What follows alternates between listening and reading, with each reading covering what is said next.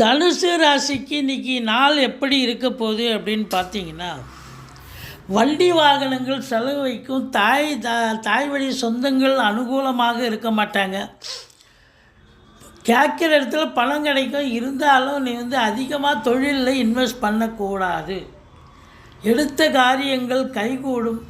வெளிநாடு சம்பந்தப்பட்ட விஷயங்கள் அனுகூலத்தை தரும்.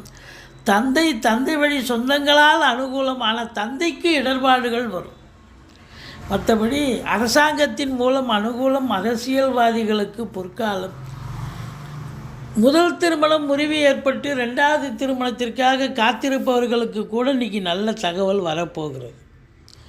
8ஆம் இடத்து அதிபதி ஆட்சி பீடத்தில் இருப்பதால் கொஞ்சம் வெளிவட்டார பழக்க வழக்கங்களில் எச்சரிக்கையாக இருங்க. மற்றபடி இன்றைக்கி தொட்டதெல்லாம் தொடங்க போகிறது. லாப மிகுதி